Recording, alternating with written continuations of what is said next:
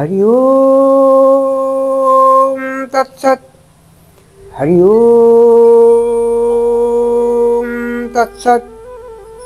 वंदे श्रीगुरु श्रीयुत पदकमलं श्रीगुरून् वैष्णवांश्च श्रीरूपं साग्रजातं सहगण रघुनाथान्वितं तं सजीवम् स्वाद्वैतं सावधूतं परिजन सहितं श्रीकृष्ण चैतन्य देवं श्री राधा कृष्ण पादान सहगण ललिता श्री विशाखादितांश्च वंशाकल्पतरुभ्यश्च कृपा सिन्धुएव च पतितानां पावनेभ्यो वैष्णवेभ्यो नमो नमः।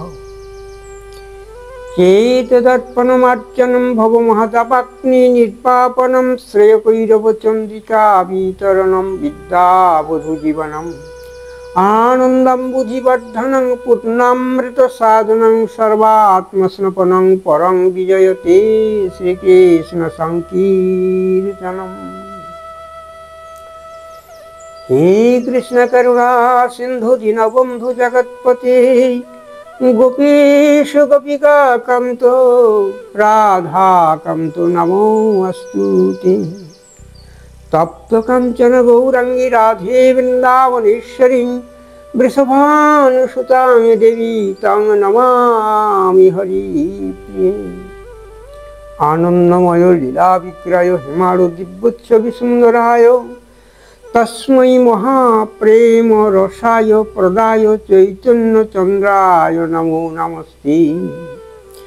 यत्सैव पदाम्बुज भक्तिलभ्य प्रेमाभिधान परम पुरुष तस्मै जगन्मंगल मंगलाय चैतन्य चन्द्राय नमो नमस्ते। शुक्लाम्बरधरं विष्णु शशिवर्णं चतुर्भुजं प्रसन्नवदनं ध्यायेत् सर्वविघ्नोपशान्तये नारायणं नमस्कृत्य नरं चैव नरोत्तमं देवीं सरस्वतीं चैव ततो जयमुदीरये। वैष्णववसिष्ठनप्तं शक्ते पत्रकर्मसम्पराशरत्मजं वन्दे सुगतातं तपोनिधिं।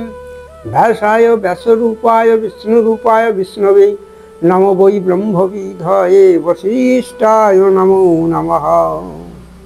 अचतुर्वदन ब्रह्मादि बाहुपर हरि अभालोचन शम्भुर्भगवान् बादरायण वक्त्राणि पञ्चजानि पञ्चध्याया हन्युक्रमात् दशदधा भुजाश्चैकमुदारं देपदम्बुजेवमस्तद्दशद्धाय गीता वाङ्मि मुत्तिश्वरी जानि गणमात्र महापातकनाशिनी।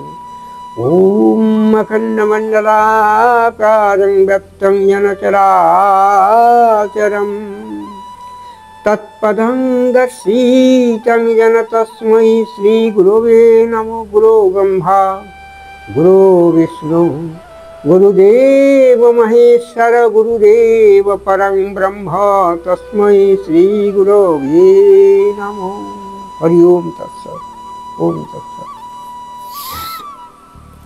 सत्य साधना मानव धर्म आज आमादेर आस्वादनीय विषय सत्येर ऊपर प्रतिष्ठित आत्मश्रेयटी। सत्येर ऊपर प्रतिष्ठित आत्मश्रेयटी आमरा प्रत्येकेरই जीवने एक महत्तर उपलब्धिर मध्य दिए आत्मचैतन्य के जखन निज निज आत्मानुभूतिर द्वारा সেই চিরন্তন সত্যকে যে সত্য জগৎ ব্যাপী ব্যাপ্ত যাকে বলা হয় অবিনশ্বর চিরন্তন শাশ্বত সনাতন অজর অমর চিন্ময় স্বরূপ এই চিন্ময়ত্ব আমাদের आत्मचैतन्य स्थित से दिव्य सुंदर परम विभु যে চৈতন্য জ্ঞানের দ্বারা আমাদের জীবন নিত্য নৈমিত্তিক ভাব স্রোতের মধ্য দিয়ে পরমার্থ মঙ্গলময় স্রোতে আমরা একাত্ম হয়ে জীবনকে ধন্য করতে পারি। এদেশ ভারতবর্ষ, এই ভারত ভূমি সেই নিত্য সত্যের উপর প্রতিষ্ঠিত এক মহানুভবতার ভূমি। এখানের দিব্য চেতনা যা সমগ্র বিশ্বের কাছে এক অনন্য ভাব না নিয়ে মানবিক চেতনায় ধন্য হতে পেরেছে। যুগ যুগ ধরে কালে কালে সেই নিত্য সত্যের ওপর প্রতিষ্ঠিত আত্মচৈতন্যের বিভাব আমাদের জীবনে এনে দেয় পরম শান্তি, ধৈর্য, সুস্থিরতা আর মনের প্রসন্ন ভাবকে আমরা কখনোই যেন বিসর্জন দিতে না পারি। এই প্রসন্নতা আমাদের জীবনব্যাপী সাধনার চরম উৎকর্ষময় অমৃত ফল। আমরা যেন নিত্য সত্য শাশ্বত সনাতন সেই চিন্ময় আত্মাকে প্রত্যেকটি জীবের মধ্যে সেই শিবের স্থিতি উপলব্ধি করে পারস্পরিক সম্বন্ধকে সাম্যের মহানতায় বিবেক চৈতন্যকে উৎসারিত করে নিত্য জ্ঞান আহরণ করতে শিখি। এটাই আমাদের আদি শিক্ষা, সনাতন শিক্ষা। এই শিক্ষার নিমিত্ত আমাদের সদ্গুরুর কাছ থেকে এমন কিছু দিব্য চেতনা আহরণ করা যায় যার থেকে আমাদের সমস্ত অশুভ, অমঙ্গল, দুর্বৃত্তায়ন, এ সমস্ত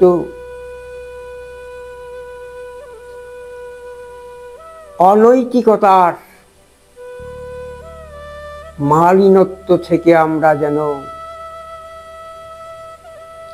চিরন্তন সত্যের মধ্যে আত্মচৈতন্যকে স্থিত করে প্রগাঢ় অনুরাগ নিয়ে আমাদের এই ক্ষণভঙ্গুর জীবনকে প্রতিভান্বিত করতে পারি। সেটাই হচ্ছে আমাদের সংকল্প, সেইটাই হচ্ছে মানবতার ঐকান্তিক শুভময় চৈতন্যবোধ। আমাদের দেশ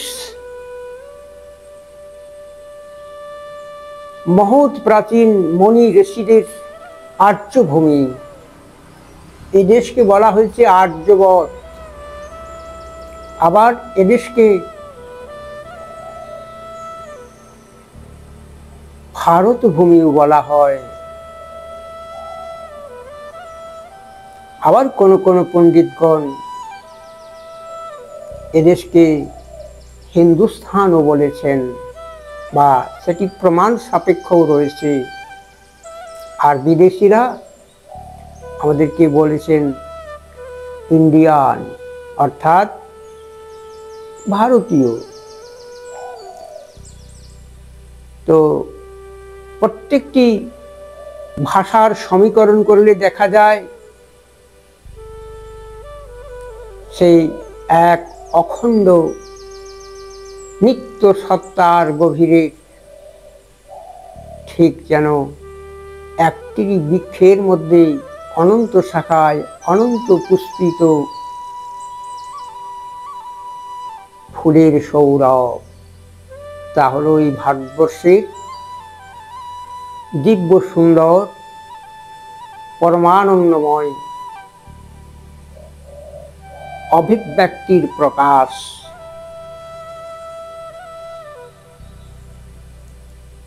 অনেকেই মনে করেন আমাদের দেশের নানান জাতি, নানা ধর্ম, নানান বৈচিত্র্য, এই সমস্ত ভেদকে একাত্মতার মধ্য দিয়ে অভেদ ভাবনা নিয়ে আমরা যখন সেই নিত্য সত্য শাশ্বত চিরন্তন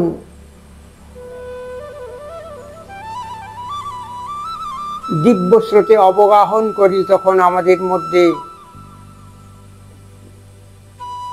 ভেদভাবের আর স্থান থাকে না। আমরা একাত্মতায় পবিত্র আবরণে আত্মসত্তাকে চিরন্তন সত্যের উপর প্রতিষ্ঠিত করে দিব্য জগতের সন্ধান পায়। এ জগৎ তো মর জগৎ, এ জগৎ বাস্তবে অনিত্য, এ জগৎ পরিবর্তনশীল, কিন্তু আত্মা অপরিবর্তনীয়, নিত্য শাশ্বত সনাতন চিন্ময়। তাই একে বলা হয় অজর অমর চিরন্তন। আসুন আমরা একটা ছোট্ট কবিতার মধ্য দিয়ে এখন এই বাস্তব সত্যতার দিব্য ভাবনাকে হৃদয়ঙ্গম করে সেই সনাতনী প্রেম ভক্তির রসে আপ্লুত হই। তা হলো মিলন ভূমি। এর শিরোনাম মিলন ভূমি। এক আঙিনায় একের ধ্যানে মগ্ন সবাই, ভিন্ন রসের ভিয়ান, অতি বিচিত্র এ শিল্পকলা, ভিন্ন সুরের ভিন্ন তাল। কেকা কোকিল মৌ ভ্রমরা একই তরুরী শাখে, ভিন্ন সুরে এক আঙিনায় মধুর রসে ডাকে। স্রোতের টানে ধাইছে কত স্রোতস্বিনী, কেউ বা নদী কেউ বা নদ, গর্বভরা উচ্চ মাথে শৃঙ্গ শোভে কোথাও শীতল হ্রদ। রত্নভূমির মিলন মেলা, অনাদিকালের চলছে খেলা, জলধির বুকে অনন্ত ঢেউ। জন্ম মৃত্যুর মিলন ভূমে, আসছে কেহ যাচ্ছে কেউ, যা আশার নাইকো বিরাম, এই তো মোদের পুণ্যধাম। শূন্য হাতে জন্ম নিলাম, শেষের দিনে শূন্যে মিলয় আত্মরাম। এই যে আমাদের জন্ম মৃত্যুর এক অভিনব খেলা, তাই আমরা এই বিশাল ভূখণ্ডে অবিচ্ছিন্ন এক আঙিনায় সকলেই মগ্ন হয়ে আছি। নানান ধর্ম, নানা জাতি, নানা ভাষা, নানা সংস্কৃতির এক অভাবনীয় স্রোত প্রবাহিত। আর তার থেকে আমরা কি অনুভব করি না, ভিন্ন ভিন্ন ধর্মের ভিন্ন ভিন্ন মর্ম গাঁথা এবং ধ্যান ভিন্ন। ঠিক যেমন একই দুধের থেকে স্বর নবনী ছানা, মন্ডা মিঠাই পেড়া, নানা রকম মিষ্টান্ন দ্রব্য নানান ধ্যানে এক দিব্য শিল্পায়ন করে মানুষের কাছে ভিন্ন আস্বাদের বস্তু পরিবেশিত হয়, তদ্রূপ এই নানা জাতির, নানা বর্ণের, নানা ধর্মের, নানান পেশার মানুষ নানান অভিব্যক্তিকে এক সাবলীলভাবে সবাই সবার পাশে থেকে একে অপরের ভাব ভাষাকে বিনিময় করে আমরা পরিপুষ্ট হয়েছি গো। সেই একই আকাশ, একই মাটি, একই চন্দ্রিমা, একই মাটির নানান শস্য সমাহার আমাদের পুষ্টি যোগাচ্ছে। আর সেই অবিচ্ছিন্ন আকাশ আর নিরন্তর প্রবাহিত বায়ুর সুন্দর সুষমা মণ্ডিত শীতল সরস ভূমিতে আমাদের জীবনের লীলা খেলা প্রবাহিত হইতেছে। আমরা কেউ জন্মিতেছি, কেউ বা মরিতেছি, যাওয়ার আশা, যাওয়ার আশা। তাই আমরা এই স্রোতের টানে প্রবাহিত গো। আর এই রত্নভূমির এই মিলন মেলায় অনাদিকাল থেকে সেই নিত্য সত্য ঈশ্বরের লীলাভূমি আমরা ঠিক যেন জলধির বুকে অনন্ত ঢেউ প্রবাহিত এক অতি আশ্চর্যময় এই ভারত ভূমির বৈচিত্র্য আমরা সকলের তরে সবার হৃদয়ে আমরা যেন পরস্পরের প্রতি প্রীতি শুভেচ্ছা শুভবোধ এক নিত্য আনন্দময় প্রশান্তির পরশে এই মানব জন্মকে যেন ধন্য করতে পারি। তাই আমরা এসেছি প্রত্যেকেই শূন্য হাতে, আবার আমরা মৃত্যুর দিনেও এই মহাশূন্যের মহামিলনে আমাদের আত্মারাম ব্রহ্মে লীন হবেন। তবে কর্মের বিভাগ অনুসারে জীবনের যাত্রাপথ ভিন্ন, যাকে আমরা বলি ধর্মের পার্থক্য ভেদ। অর্থাৎ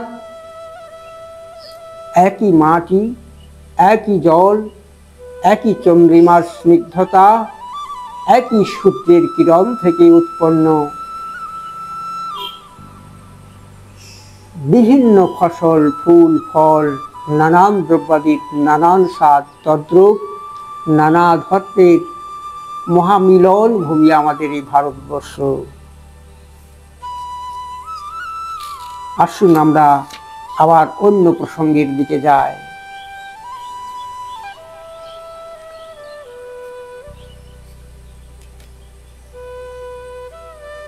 এই যে আমাদের কর্মভূমি, কর্মের উপর আধারিত আমাদের জীবন, আর সেই কর্ম আমরা ভাবি এই কর্মটি, কর্মফলের প্রতি আমাদের আসক্তি আমাদেরকে, আমাদের হৃদয়বত্তাকে দুর্বল করে দেয়। এজন্য আমাদের কর্মের প্রতি আসক্তি না রেখে অনাসক্ত চিত্তে কর্তব্যবোধে আমাদের উপর অর্পিত কার্যভার যেন আমরা সম্পন্ন করতে পারি। সেই কার্যভার সম্পন্ন করলে কর্মের বিভাগ অনুসারে আমরা হয় কর্মের বন্ধনে আবদ্ধ হব, অন্যথায় নৈষ্কর্মযোগীর দ্বারা কর্মবন্ধন থেকে মুক্ত হয়ে নিত্য সন্ন্যাসের পথ ধরে আমরা সার্থক সংসার জীবন যাপন করতে পারব, যা থেকে আমাদের মায়া মোহ মালিনতা অজ্ঞান তমসার বন্ধনে আবদ্ধ হতে হবে না। আমরা নিত্য চেতনা নিয়ে ভূভারতের সেই দিব্য সনাতনী গৌরবকে অনাসক্ত চিত্তে কর্মের গূঢ় তত্ত্ব জ্ঞাত হয়ে এক দিব্য সুন্দর জীবন প্রাপ্ত হব। এজন্য বলা হয় গহন কর্মণাগতি কর্মণ্য কর্ম পশ্যদ কর্মণি য শক মনুষ্যসু কর্মক্রেইচ। কর্মই আমাদের জীবনের ধর্ম। এই কর্মকে আমরা প্রকৃতিজাত প্রকৃতির দ্বারা সম্পন্ন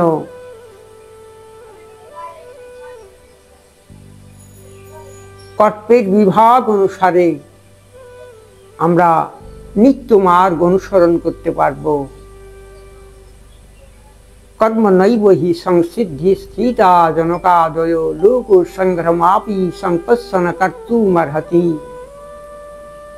জনকাদি ঋষিগণ কর্ম করেছেন, তবে সেই কর্ম তাদের বন্ধনের কারণ হয়নি। বিনির্মুক্ত চিত্তে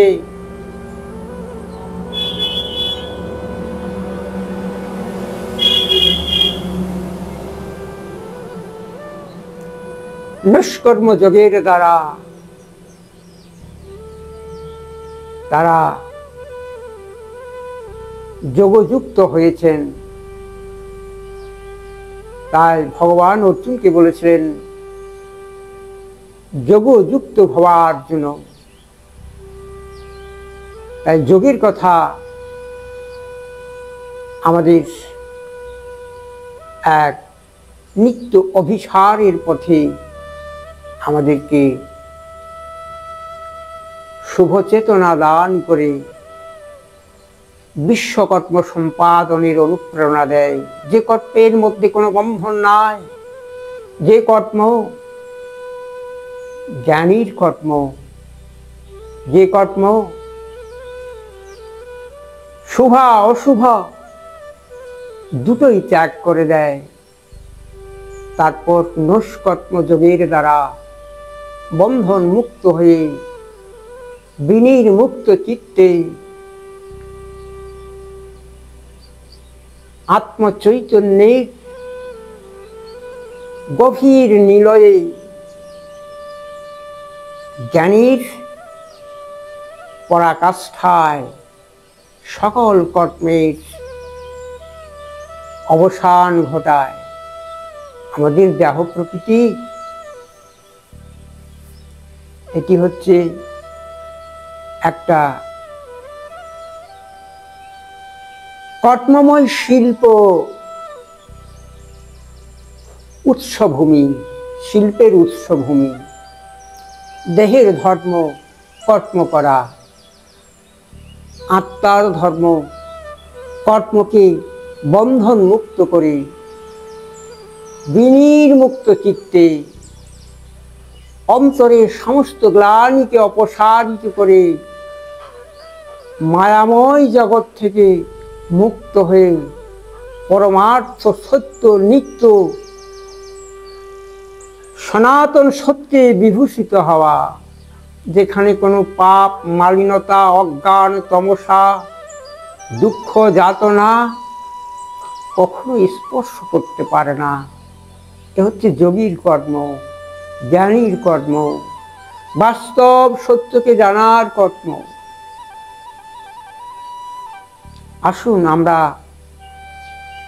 সেইরূপ এক নিত্য শাশ্বত জীবনের অধিকার পেতে যোগে যুক্ত হই।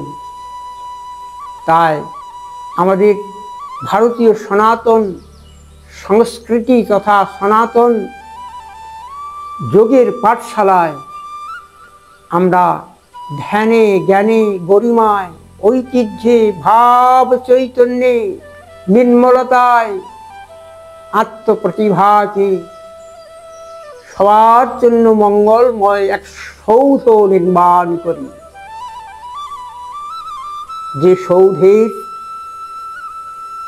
সর্বোচ্চ শিখরে সেই সত্য সনাতন পরম ব্রহ্ম চিদানন্দ ঘন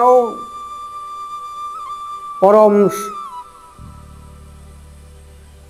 সত্য স্বরূপের এক মোক্ষম দ্বার উদ্ঘাটন করে সত্য শিব সুন্দরের সঙ্গে মহামিলন ঘটায়।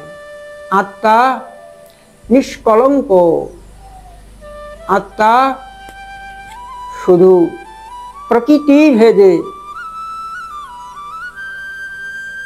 মায়ার সৌতকল্পে আবেশিত হয়ে জীবের মলিন দুর্দশায় তাকে কালাতিপাত করতে হয় জন্ম জন্মান্তরেও। তার এই অবগতির কাছ থেকে সে মুক্ত হতে পারে না। আমরা সাধারণত সবাই চাই স্বাধীনতা, আসল স্বাধীনতাটুকু আমরা জ্ঞাত হলাম না। আমরা শুধু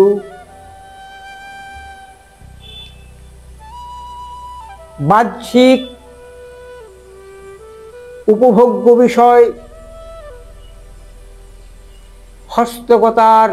হস্তগত করার লোভে মোহে পরস্পরের সঙ্গে নানাভাবে চাতুরি করি। তাই তো এই ভবের বাজারে আমাদের ব্যবসাত্মিকা বুদ্ধিটা সমাধিতে একনিষ্ঠ হয় না। তাই আমাদের হৃদয়বৃত্তি কেমন হওয়া উচিত না, ব্যবসাত্মিকা বুদ্ধি রে কেহ কুরুনন্দন বহু শাখা হনন্তস্ত বুদ্ধ ব্যবসায়ী নাম জামিমাং পুষ্টিতাং বাচং প্রবদন্ত বিপস্মিত বেদবাদরতা নান্যদস্তিতি বাদিন কামাত্মান স্বর্গ জন্ম কর্ম ফলপ্রদাম ক্রিয়া বিশেষ বহুলাং ভোগৈশ্বর্যগতিং প্রতি ভোগৈশ্বর্য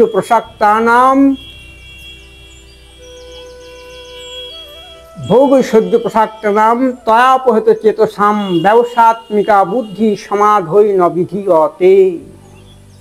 অর্থাৎ বুদ্ধির আরেক নাম অতিরিন্দ্রিয়।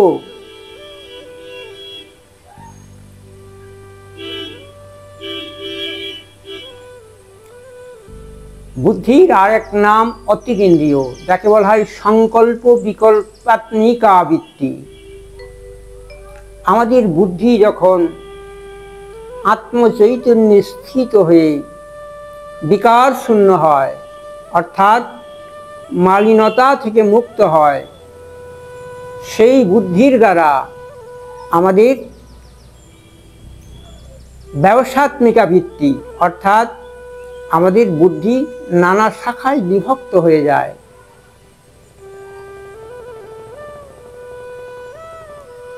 যেমন একজন ব্যক্তি একটা কর্মে তিনি নিযুক্ত আছেন, কিন্তু তাতে মনের ইচ্ছা পূরণ হয় না। সে অপর একটা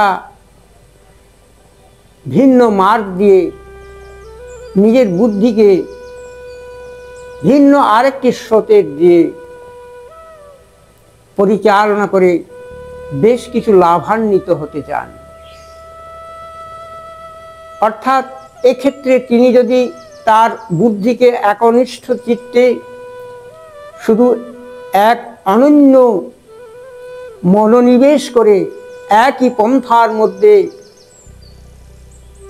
অবলম্বন করে তিনি যদি নিজের বুদ্ধিকে বিকশিত করতে পারেন, সেই বুদ্ধি দিয়ে তিনি নিজের হৃদয়স্থিত অজ্ঞান রাশিকে বিদূরিত করে জ্ঞানের আলোকে উদ্ভাসিত হয়ে নিত্য সত্যের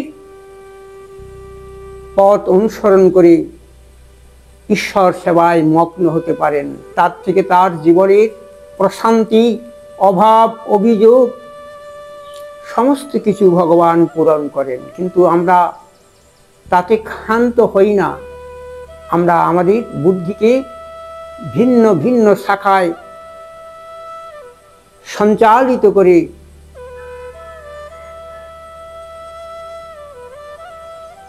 আত্মচৈতন্যকে মলিন করে ফেলি, যার ফলে